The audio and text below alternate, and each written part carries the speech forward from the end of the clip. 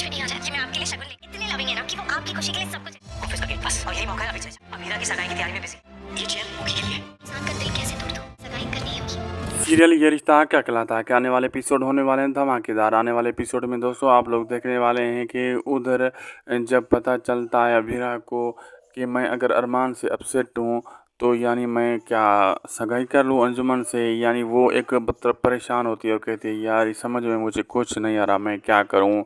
इतनी देर में ये दिखाया जाता है कि दूसरी तरफ अरमान के पिता अरमान को एक देते हैं गेट पास, कहते हैं ऑफिस में घुस जाओ। यही वक्त है ऑफिस में घुसने का, सब लोग अबीरा की सगाई की तैयारियों में बिजी हैं।